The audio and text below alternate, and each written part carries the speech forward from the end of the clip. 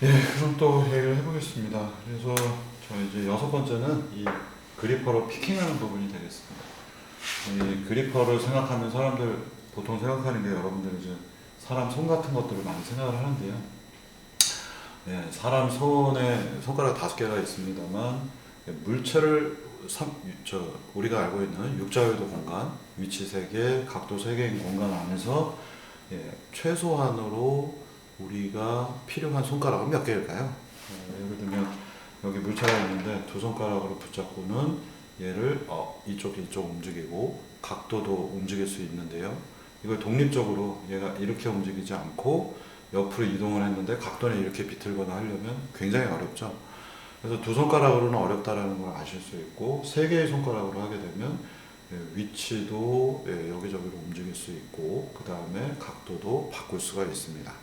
그래서 세 개의 손가락이 최소한의 컨택 포인트들 세 군데의 컨택을 유지하면서 처리할 수 있어서 산업용 로봇에서는 세 개의 손가락을 쓰면 그래도 많이 쓸모가 있겠구나 라고 해서 손가락 세 개짜리 로봇들이 많이 요새 등장을 하고 있지만 기본적으로 손가락 세 개가 되면 관절들이 지금 굉장히 많습니다. 그래서 실제로는 세 개 손가락보다는 그냥 간단한 집게손, 가위 같은 이런 손 자유도 하나짜리 이렇게만 움직이는 것들을 많이 씁니다.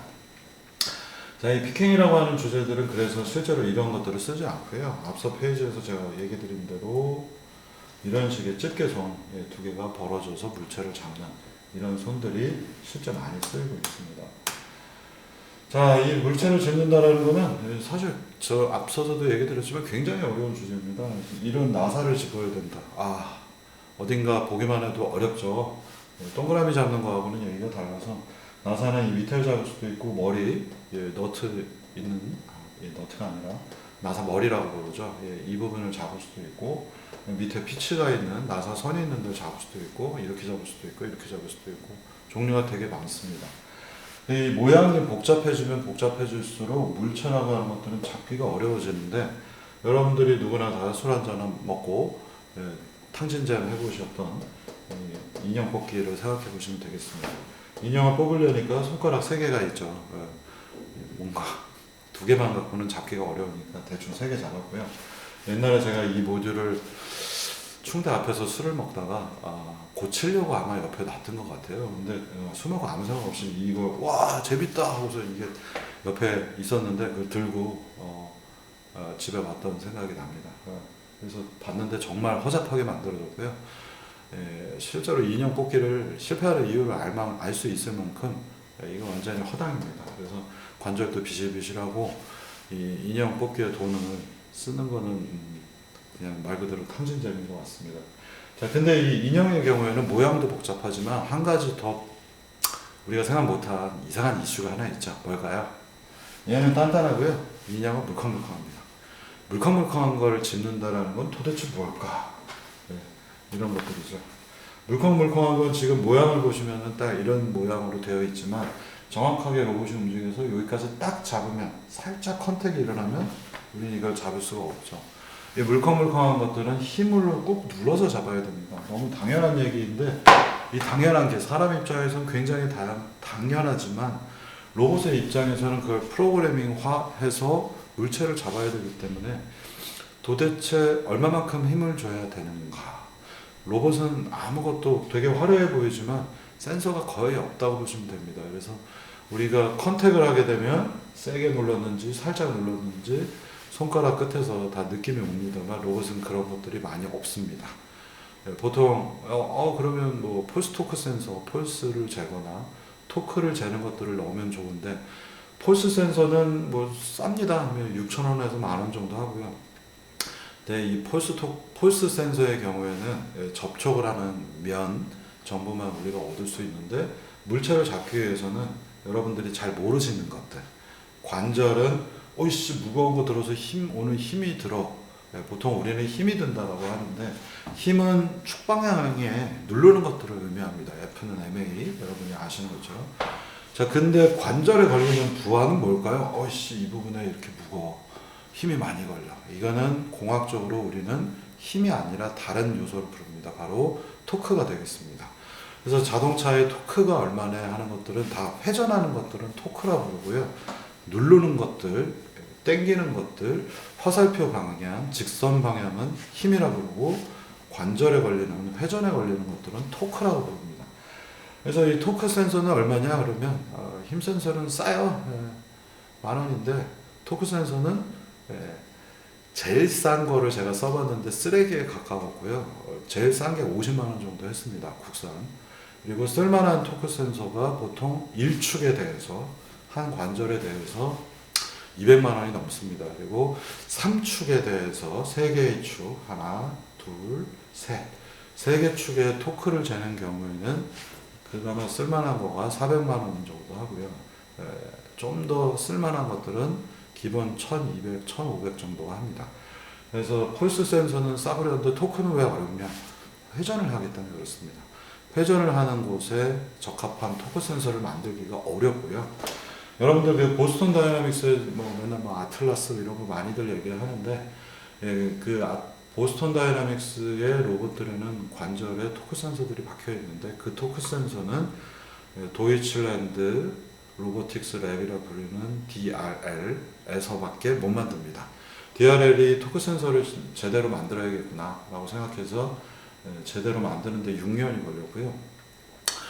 다른 회사에도 그 토크 센서들은 많이들 만들고 계시는데 DRL 거보다 토크 센서가 성능이 훨씬 떨어집니다. 노이즈 덩어리라고 보시면 되겠고요. 그래서 그 DRL이 토크 센서를 납품을 해주지 않으면 보스턴 다이나믹스의 로봇들도 동작을 못합니다. 그 DRL이 근데 그 일종의 고유 기술이기 때문에 기술 유포가 안 되고 있고요. 뜯어봐도 굉장히 뜯어보면 간단한데 여러분들 잘 아시는 것처럼 뜯어봐서 알 수 있는 건 카피도 가능한데 뜯어봤는데 이해를 카피를 할 수 없는 것들이 요새 점점 늘어나죠. 대부분의 경우에 뭔가요?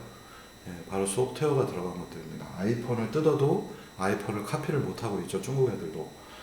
마찬가지로 뜯어도 알 수 없는 것들은 전부 다 소프트웨어적인 장벽들이 쳐져 있는 거고요. 이 DRL의 토크 센서도 마찬가지 경우가 되겠습니다. 독점 기술입니다.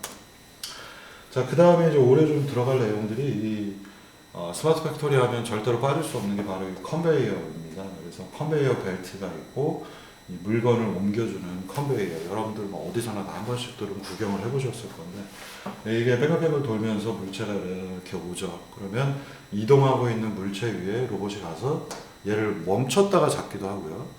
이 컨베이어가 이렇게 오다가 로봇 앞에 오면 탁 멈춘 다음에 그럼 멈췄으니까 가서 로봇이 짚기도 하고요. 이러면 속도가 느리기 때문에 컨베이어가 이동하고 있는데 로봇이 속도 맞춰가면서 물체를 잡기도 합니다. 그러면 이동하고 있는 물체를 잡는 건 조금 더 어렵겠죠.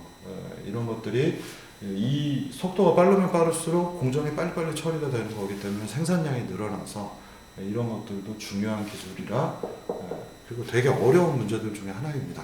잘못 가면 트래킹을 해야 되는데 얘가 이렇게 이동하는 걸 트래킹해야 되는데 잘못해서 집으면 얘를 툭 치기 때문에 위치가 틀려질 수 있어서 복잡한 문제들 중에 하나입니다. 이 컨베이어 관련된 것들은 잘 알고 있는 저랑 협력 회사 중에 하나인데 요새 이제 강화학습 써서 이런 것들이 되게 유행하고 있습니다. 그래서 되게 다양한 택배들이 날라왔을 때 택배 유형에 따라서 차곡차곡 쌓아놓는 거. 이 밑에 있는 걸 팔레트라고 부르는데 이 위에 이렇게 차곡차곡 레고처럼 레고가 아니죠. 테트리스처럼 차곡차곡 쌓는 것들. 똑같은 걸로 쌓는 건 그래도 쉬운데 서로 크기가 다른 것들로 쌓는 것들. 이게 굉장히 중요한 기술들이고요. 이게 왜 그렇게 중요한가? 인건비를 대부분 줄여주고요. 작은 것들이 위에 있고 이 상태에서 이제 지게차가 가서 이 밑에 팔레트를 딱 들어 올립니다. 그래서 그걸 트럭에다 실는 것들인데 이걸 자동으로 처리하기 위해서는 되게 다양한 사이즈의 택배 박스들이 있는데 얘네들의 사이즈를 매 순간순간 체크해서 최적의 위치에 갖다 놔서 이처럼 쌓아 올려야 됩니다. 이런 기술들이 요새 굉장히 중요한 스마트 팩토리의 대표적인 사례입니다. 아니 이렇게 간단해 보이는 걸 아직도 못했나? 라고 생각할 만큼 실제로 이 분야들은 이제부터 시작인 영역들이고요. 이게 보기에는 되게 간단한데 전혀 간단하지가 않습니다. 그래서 여태까지는 이 작업을 택배 기사들이 자기 차에 열심히 가서 맨날 실어 올리느라고 택배 시작하기 전에 1시간, 2시간 전에 가서 이 작업들을 했던 거죠. 그래서 이게 자동화가 되면 그 택배 기사들이 조금 더 쉬워지겠죠. 일하는 게. 안 그래도 힘들어 죽겠는데 제발 택배 좀 시키지 마십시다. 어지간하면 그냥 한꺼번에 시키거나 아니면 동네에서 사세요. 저희 와이프 보고도 제가 맨날 얘기하는데 그러면 쿠팡질 맨날 해가지고 매일같이 택배가 몇 번씩 오는 것 같습니다. 뭐 지름신 때문에 어쩔 수는 없지만 이렇게 실제 택배 공장에 가보시면 이런 작업들이 굉장히 사람들이 많이 하고 있어요. 그래서 이걸 자동화하려고 하면 굉장히 심각한 문제가 생깁니다. 사람은 쉬운데 기계가 하려고 하면 일단 이 박스를 보고 박스의 사이즈를 영상으로 또는 영상으로는 잘 안 됩니다. 볼륨이 있기 때문에. 그래서 스캐너를 이용해서 대부분 이것들을 빨리빨리 스캔한 다음에 찡 그래서 3차원으로 얻어내서 물체를 3차원으로 얻어냈기 때문에 물체의 위치를 정확하게 알거든요. 영상으로 뭐 3D 비전이 됐던 에피폴라 지오메트리를 쓰는 스테레오 비전이 됐던 그거 가지고는 한계점이 명확합니다. 그래서 더 이상은 3D 비전은 요새는 연구 주제가 아니고요. 스캐너를 써서 스캐너 하면은 뭐 여러분들 아시는 뭐 키넥트, 뭐 리얼 센서 이런 싸구려 센서들이 많이 쓰이고 있지 않고요. 보통 고가의 1000만원짜리 스캐너들 그리고 좀 싸봐야 뭐 500만원 이런 것들을 써서 위치를 정확하게 알게 되면 그 다음에 로봇이 짚고 물체를 여기에 동적으로 쌓아 올려야 되기 때문에 최적의 위치를 강화학습법 위주로 해서 보통 집어넣게 됩니다. 여기 모델링 하는 경우도 있는데 사이즈가 너무 다양한 경우에는 대부분 강화학습법을 많이 쓰게 됩니다. 자, 그 다음에는 이제 콜라보레이티브 로봇이 코봇이라고 보통 부릅니다. CO 로봇, 콜라보레이티브가 한국말로 너무 길기 때문에 협동 로봇이라고 또 부르고요. 영어로는 코봇 이렇게 부르기도 하는데 이 코봇의 대표적인 것들, 전 세계에서 가장 유명한 게 바로 덴마크산 움직여라. UR, 유니버셜 로봇의 이 UR이 되겠고요. 시가 싸게 사면 2,800 또는 보통은 바가지 써서 3,500 정도에 사야 됩니다. 그래서 이 UR 로봇이 갖고 있는 특징은 뭐냐? 사람한테 부딪히면 자동으로 멈추게 됩니다. 아, 그거 센서 달면 멈추는 거 아닌가요? 했는데 아까도 말씀드린 것처럼 제가 팔이 여기 찍었어요. 이걸 제가 알 수 있는 건 뭐죠? 두 가지 요소가 있죠. 피부에 있는 압력 센서가 저한테 정보를 알려주는 게 있고요. 이렇게 움직이는데 더 이상 안 움직이잖아요. 그러면 어깨에 과부하가 걸렸네? 어깨가 제가 움직이는데 더 안 움직이네? 충격이 있구나 라고 느끼게 됩니다. 이렇게 어깨가 느끼는 것들을 키네세틱 폴스들, 키네세틱 토크들, 키네세틱스라고 보통 부르고 있는데요. 키네는 다 움직이는 것들, 뭐 시네마틱스, 키네 이런 표현이고 나중에도 얘기하겠습니다만, 그래서 이 관절들에는 전부 다 토크를 측정할 수 있는 기법들이 들어가 있고요. 아까 제가 얘기 드린 대로 DLR산의 토크 센서는 너무 고가여서 저수준의 토크 센서들이 전부 다 들어가 있습니다. 이 개념을 처음 도입했던 게 덴마크산 코봇의 출발이고 유니버셜 로봇이 이 분야에서 압도적으로 많이 하고 있습니다. 자, 저희가 지금 가지고 있는 이 제우스, 이번 기회를 빌어서 또 한 번 얘기 드리지만 제우스라고 국내 매출액이 좀 큰 중견기업이 있고 걔네가 이제 로봇 사업을 했는데 저한테 이제 기증을 해줬기 때문에 저희 이걸 잘 활용을 하고 있고요. 이 로봇의 경우에는 이런 토크 측정하는 기능이 없는 산업용 로봇이라고 부릅니다. 그래서 이 산업용 로봇들은 부딪혀도 로봇은 그냥 갑니다. 그래서 네가 죽거나 말거나 찢어지거나 말거나 움직이는 것들 산업용 로봇이고, 이 산업용 로봇들이 속도가 빠르고 그다음에 토크가 많이 나오기 때문에 이런 산업용 로봇들이 거의 되게 많이 쓰이고 있어요. 자, 근데 이 공간 주변에는 이 로봇은 무조건 움직이기 때문에 이 공간 안에 사람이 있어도 충돌이 일어납니다. 그래서 이걸 극복하는 바로 이 코봇들 세 가지 유형이고요. 이 코봇 중에서 지금 그래도 국내에서도 굉장히 많은 로봇들이 출시가 됐고, 두산 로봇입니다. 그래서 두산 로봇은 이번에 제가 구매를 할 거라서 혹시 기회가 되면 써보도록 하겠고요. 오른쪽에 있는 거는 하나죠. 하나에서 만든 로봇입니다. 되게 잘 만들어져 있고요. 두 가지 다 똑같은 방식으로 설계가 되어 있고, 두산이 조금 더 요새 사업을 잘 못하고 사실 있는데, 그래도 이제 슬슬 입소문이 나서 두산 걸 많이 쓰고 있고, 하나는 또 그 중에서도 후발주자라 조금 밀리고 있는 그런 상태입니다. 그래서 이런 여러 가지 협동 로봇에 지금 보시면 구조가 다르잖아요. 생긴 게. 되게 보면 얼추 보면 비슷한데 길이도 다르고 뭔가 옵셋들도 다릅니다. 얘의 경우에는 이쪽에 끝에 손가락이 달려있고 얘는 이쪽에 달려있고 이런 요소들이 꼼꼼히 살펴보시면 다 다르기 때문에 얘네들의 모델링 결과들도 달라집니다. 그래서 이런 부분들 한번 다뤄보도록 하겠습니다. 자, 그리고 나서는 이제 이 정렬, 얼라이먼트라고 하는 것들이 이제 나오게 됩니다. 이 스마트 팩토리 로봇 자동화 공정에서 가장 중요한 것은 중에 하나가 바로 이 정렬인데, 이 정렬을 알고 있는 분들은 뭔가 전문가 중에 한 분이고요. 정렬이 뭔지 모르는 사람들은 아무것도 모르시는 분이라고 보시면 되겠습니다. 그래서 실제 왜 정렬이라는 것들이 필요하냐면, 여기 지금 제가 이런 어떤 무언가를 끼워놨잖아요. 이렇게 생겨있는, 이게 사실 토크 센서의 껍데기인데, 이렇게 생겨있는 껍데기를 로봇이 잡고자 합니다. 그러면 여태까지 산업계에서 쓰는 방법들 거의 99%가 이 방법을 쓰는데, 이 동그라미를 잡기 위해서 현재의 위치를 모르기 때문에 여기 보라색으로 되어 있는 일명 지그를 씁니다. 지그라고 부르거든요. 물체를 고정하는 것들. 이 지그를 써서 이 물체를 이미 위치를 고정해 놓습니다. 그리고 이 지그를 파란색 판때기에다 끼워 놓으면 파란색 껍데기하고 보라색 녀석의 위치가 정확하게 정렬이 되어 있기 때문에, 그리고 이 보라색 위치 안에 회색 물체가 정확한 위치에 정렬이 되어 있기 때문에 로봇은 눈이 없거든요. 눈이 없는 상태에서 정확한 위치로 가서 이 물체를 잡아 올릴 수가 있습니다. 자, 물체가 움직이고 있거나 물체가 어떤 위치에 와 있는데 그 물체가 어떤 위치에 있는지 정확하게 모르기 때문에 이런 지그를 사용한 정렬 과정들이 대부분 필요하게 됩니다. 근데 요새는 이제 이 정렬하는 게 너무 어려워요. 왜냐하면 이 보라색만 제대로 끼워져 있으면 물체를 잘 들어 올릴 텐데, 그러면 보라색에 끼는 작업은 누가 할까요? 사람이 합니다.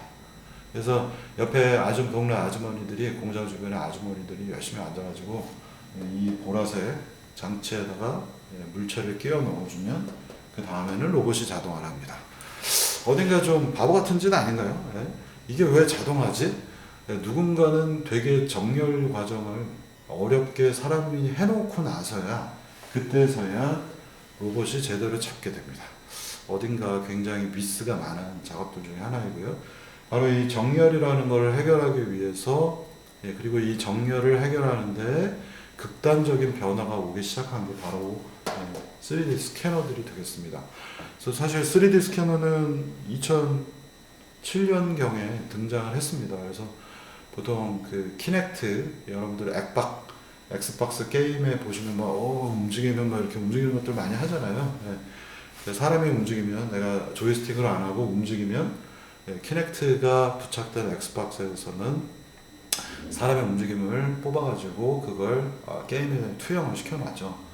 그래서 이 스캐너라고 하는 것들이 게임 쪽 산업에서 초반에 유행을 했는데, 최근에 마이크로소프트는 그 키넥트를 더 이상 생산하지 않습니다. 왜냐하면 키넥트를 사는 사람들이 엑스박스 구매자가 아니라 전부 다 로봇 하는 사람들만 샀습니다. 제가 최대로 많이 산 게 한 번에 15개까지 산 적도 있는데요. 그러다 보니 별로 로봇쟁이들만 사고 앉아있으니 게임 쪽에 안 팔리니까 더 이상 생산하지 않고요. 그 바톤을 이제 인텔이 잡아서 리얼센스들로 만들고 좀 더 저가로 팔고 있지만 성능이 좀 많이 떨어지고요. 최근 것들은 그래도 성능이 좀 올라갔습니다. 그래서 이 스캐너의 경우에는 알리익스프레스에 가보셔도 요새 중국도 열심히 만들고 있고요. 한국에서도 이걸 만드는 회사들이 간혹 있어요. 근데 완제품을 만드는 회사는 제가 아직까지 보지 못했고, KT 중앙연구소에서도 만들고는 있었는데 요새는 때려칠 것 같습니다. 그래서 제품은 안 되고 있고요. 그래서 중국이 이거를 만드는 이유 간단합니다. 이게 반드시 필요하기 때문에 그렇습니다. 그래서 한국은 이런 부분에 잘 집중을 안 하는 좀 바보 같은 전략을 세우고 있는데 굉장히 중요한 장비 중에 하나입니다. 얘가 이 물체가 어디에 놓여 있든 간에 물체의 위치들을 포인트 클라우드로 얻어내고 그 다음에는 그 위치를 로봇이 계산을 해서 물체를 옆에 약간 비틀려 있어도 옆으로 삐딱해도 로봇이 잡아내는 겁니다. 이 과정이 정말 중요하고요. 이 정렬 과정이 있냐 없냐가 굉장히 중요한, 이 정렬이 없으면 사람이 투입돼서 이 작업을 다 도와줘야 됩니다. 그래서 사람이 여기다 갖다 꽂아놔야지 로봇이 그 다음에 위치를 아니까 움직이는 이런 일들이 벌어지기 때문에 자동화에서 핵심 중에 하나는 사실 정렬 과정이 되겠습니다. 자, 그래서 우리 수업에서는 이 인텔 리얼 센서인데요. 스캔을 하게 되면 물체를 이런 점 데이터들로 얻게 될 거고요. 이 부분들을 처리하는 여러 가지 기법들 되게 복잡합니다. 그래서 스토캐스틱 방법들, 확률적인 방법들이 쓰이게 될 거고요. 이 부분을 작년에 조금 맛배기로만 설명을 드렸는데 올해 진도를 더 나갈지 아니면 올해 너무 좀 어려워서 내용을 빼버릴지 이거는 제가 수업 진행하면서 여러분들 상태를 보고 판단하도록 하겠습니다. 근데 굉장히 중요한 기술군 중에 하나입니다. 그러니까 대한민국의 이 로봇 자동화를 하는 업체들이 한 추산 공식적으로는 한 600개, 추산 1500개 이상 이렇게 보통 되는데 그 업체들 중에서 이 3D 스캔 기술을 갖고 있는 애들은 제가 아는 한 3개나 4개밖에 안 됩니다. 그래서 이걸 사업화 못하고 있는 것들이고요. 왜냐하면 내용 자체가 고급 기술이거든요. 그래서 사실 학부에서 3D 스캔에 대한 것들을 얘기하고 있는 학교는 대한민국에서 지금 저밖에 없는 것 같고요. 근데 굉장히 중요한 기술이라 이 수업에서 소개를 작년에 했었습니다. 근데 어떻게 돼야 할지 올해는 조금 더 제가 고민해 보겠습니다. 다음에는 조금 점프해가지고요. 뒤에서 이 내용을 다룰지 말지도 역시 마찬가지인데요. 컵이 있으면 컵을 스캔합니다. 그러면 아까 말씀드린 대로 컵을 이렇게 잡을지 이쪽을 잡을지 결정을 해야 되는데 이런 부분들을 역시 전부 다 가우시안 기반의 확률 모델로 표현을 해야 됩니다. 그래서 이 내용은 아예 작년에 이제 다루질 못했는데 올해 여기까지 갈지 말지 제가 고민 좀 해보도록 하겠습니다. 그래서 바로 이 로봇 쪽에서 가장 어려운 문제는 결국 어디서 생기는가? 로봇 갖다 놓고 움직이는 거 쉬워요. 그냥 대충 몇 글자 프로그램 짜면은 로봇이 움직입니다. 이걸 기구학적으로 모델링을 안 하시더라도 로봇 그냥 사가지고 프로그램 몇 줄 짜서 넣으면요. 3줄, 4줄만 넣어도 로봇이 잘 움직여요. 근데 로봇 혼자 움직이는 거는 아무런 복잡성이 없습니다. 사실은. 그런데 로봇이 왜 그러냐면 로봇은 자기가 움직여도 자기의 각도를 알거든요. 그래서 눈이 없어도 이렇게 움직이거든요. 제가 콧구멍 파는 것도 똑같고요. 눈 감아도 저는 콧구멍의 위치를 알고 있기 때문에 제 몸은 건드리거든요. 근데 여기 있는 노트북을 제가 건드리려면 위치를 모르기 때문에 아이씨 어디지? 여기 있네요. 이렇게 건드릴 수밖에 없어요. 자, 그런데 이 컨택이라는 바로 로봇이 무언가 혼자 움직일 때 프리스페이스로 움직일 때는 아무 문제가 없는데 어딘가를 건드리는 순간에는 바로 이 컨택이라고 부르는 접촉, 컨택 문제가 벌어집니다. 특히나 그냥 이렇게 찌르는 거는 그래도 문제가 좀 덜한 편인데 물체가 있어서 그 물체를 잡게 되면 두 군데에서의 컨택이 벌어지죠. 멀티 컨택이라고 하는 문제가 벌어지고요. 이 멀티 컨택 문제가 정말 어렵습니다. 그래서 집기 문제가 공학적으로 어려운 이유는 멀티 컨택이 벌어지기 때문이고요. 멀티 컨택 중에 하나는 이제 우리가 허그를 한다거나 여러분들 남학생이든 여학생이든 남학생의 경우에는 여학생을 껴안기가 굉장히 어렵죠. 못하는 사람들 되게 많을 겁니다. 여학생의 경우에도 남학생을 껴안아 본 사람이 없죠. 심지어 손도 못 잡아본 분들도 되게 많을 거예요. 멀티 컨택이라 그런 건지 여러분들이 능력이 없어서 그런지는 제가 모르겠습니다만 누군가를 멀티 컨택 한다는 것들 굉장히 어렵습니다. 그래서 이 좋은 봄날에 바깥에 나가셔서 적극적으로 이성 친구들을 사귀시기 바라겠습니다. 못하는 거는 멀티 컨택이라 어려운 걸 수도 있습니다. 그래서 이 뭔가 여러 점에서 컨택이 일어난다는 것들은 전부 다 공학적으로 풀기가 어렵습니다. 여러분들은 우리는 뭐 지능을 갖고 있기 때문에 멀티 컨택 문제들을 여러분들이 태어나서 지금까지 잘 알고 있고 그래서 대부분 물체를 껴안거나 두 손으로 붙잡거나 잘합니다만 예, 물체 제가 간단한 예로 백지장도 맞들면 찢어지더라 라는 얘기가 있잖아요. 아주 얇은 종이를 제가 두 손으로 잡고 있고 반대편 친구가 두 손으로 잡은 다음에 같이 움직이면 어떻게 되나요? 대부분의 경우에 그 종이가 찌그러질 겁니다. 구겨질 수밖에 없죠.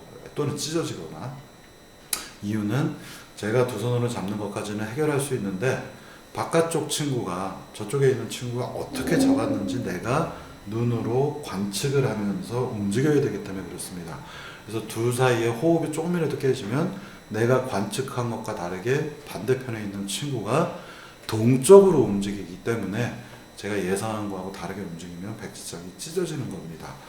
컨택이라는 것들은 여러분들이 이렇게 이해를 하셔야 됩니다. 그래서 나는 잘 알고 있는데 저 바깥쪽에 있는 물체가 어떻게 움직일지 예상이 틀리면 제대로 잡거나 또는 잡았는데 미끄러지거나 이런 일이 벌어지는 거죠. 그래서 이 멀티 컨택의 문제들은 전부 다 되게 복잡합니다. 컨택이 일어나는 대부분의 경우에 또 다른 예제를 들면은 여러분들이 잘 알고 계시는 자율주행이 거기에 해당하겠습니다. 자율주행은 로봇 혼자 움직이는 게 아니라 땅과의 컨택이 일어나죠. 그래서 땅에 바퀴 두 개가 닿기 때문에 멀티 컨택이라 컨택 지점에서 슬립이 일어나서 자율주행을 똑바로 여러분들 어릴 때 장난감 자동차가 만들어 보시면은 또는 장난감 탱크 가지고 앞으로 가 하고서 찍 하는 이 장난감은 반드시 옆으로 삐뚤어지게 됩니다. 얼마나 삐뚤어질지도 몰라요. 바로 두 바퀴가 지면과의 멀티 컨택이 일어나기 때문에 슬립이 되는 양들이 서로 달라서 절대로 똑바로 못 갑니다. 그래서 예전에 광주에 있는 한 업체분인가 그분이 내가 돈을 좀 들여서 모터를 좋은 걸 쓰면 그래도 좀 똑바로 갈 것 같은데 돈을 좀 지원을 해주셨으면 좋겠습니다 라고 과제를 하겠다고 찾아오셨을 때 제가 냉정하게 절대로 똑바로 못 갑니다. 어떤 방법을 쓰든 두 바퀴를 가지고는 센서를 좋은 것들 뭔가 자율주행에 해당하는 것들 쓰지 않으면 절대로 원리 자체가 똑바로 갈 수가 없습니다. 계획 자체가 틀렸습니다. 탈락시킨 적이 있는데요. 그런 겁니다. 그래서 원래 바퀴 두 개를 가지고는 똑바로 갈 수가 없어요. 바퀴를 4개를 쓰든 6개를 쓰든 100개를 쓰든 간에 멀티 컨택이 일어나고 있는 환경에서는 반드시 특정 양을 가게 되면 삐뚤어질 수밖에 없습니다. 그래서 우리가 이 자연계 쪽에 로봇 입장에서 보면 제가 로봇이라고 생각하면 눈을 감고 있을 때는 나 혼자 움직이면 되니까 나는 내 몸을 잘 알아 하고서 잘 움직이면 되거든요. 근데 바깥에 있는 것들과 컨택이 일어나는 순간부터는 문제가 고난이도 문제로 바뀌게 됩니다. 그래서 눈을 감고 이렇게 움직이는 거는 예전에는 학부 문제, 컨택이 일어나면 그건 대학원 문제 이렇게들 불렀었고요. 근데 이 컨택 문제에 대해서 한국의 전문가들이 그렇게 많지가 않습니다. 그래서 파지 전문가들이 그렇게 많지가 않고 인제 파지라고 하는 분야들은 대한민국에서도 적극적으로 시작이 되고 있고 해외 쪽에서도 파지의 역사가 그렇게 오래되지 않았습니다. 그러니까 자동화를 위해서 여러 가지 기술들은 얘기들이 그동안 60년대부터 만들어졌지만 이런 물체들을 내가 어디를 붙잡을까라고 하는 이슈들은 이제 시작된 지 5, 6년밖에 안 됐어요. 그래서 맨날 무슨 로봇을 쓰면 무슨 첨단이나 이렇게 말로만 떠들고 있는데 로봇을 써서 본질적인 문제들을 푸는 것들은 지금부터들 시작되고 있는 중입니다. 그래서 로봇을 100대를 팔든 1000대를 팔든 지금 산업부는 4년 안에 로봇을 7000대를 팔겠다고 지금 하고 있는데 작년에 600대밖에 못 팔았습니다만 이 컨택이라고 하는 문제가 정말 복잡하기 때문에 이 컨택이 적극적으로 연구가 시작되고 있는 게 이제 겨우 1, 2년밖에 안 됐다고 보시면 될 것 같습니다. 그래서 이 스마트 팩토리는 컨택이 반드시 필요해요. 로봇으로 물체를 잡아야 되니까. 로봇이 이렇게 춤추는 것만 하면은 별 문제 없겠지만 로봇의 목표가 자동화를 하는 것이고 자동화는 물체를 옮기는 것들이 중요하기 때문에 물체를 집어서 옮기기 위해서는 컨택이 벌어지기 때문에 이 컨택 이슈가 계속해서 제가 얘기를 드리도록 하겠습니다. 그래서 마지막 앞서서 보여드렸지만 이 수업은 대부분 다 전부 다 처음부터 끝까지 숙제들이 나올 거고요. 그 숙제들을 처리하시는 걸로 구성되겠습니다. 수고들 하셨고요. 다음 주부터 이제 본격적인 수업에 들어가도록 하겠습니다. 그래서 작년에도 막판이 아니라 일주일 딱 수업 보고서 어려워 하고서 빠진 친구도 있고 더 많이 들어온 경우도, 작년에 더 많이 들어왔거든요. 이거 뭔가 재밌겠다 해서. 그래서 여러분들이 맨땅에 헤딩하게 만들지는 않고요. 제가 예제들 충분하게 드리고, 그리고 저희과 수업보다는 훨씬 쉽게 진행은 되는데 내용은 조금 더 어려울 수 있습니다. 일부는. 그래서 이런 내용들이 있구나, 그리고 이런 게 문제구나 라는 것들 이 수업에서 잘 느끼시면 될 것 같습니다. 자, 그러면 이제 다음 주에 본격적인 수업으로 들어가도록 하겠습니다.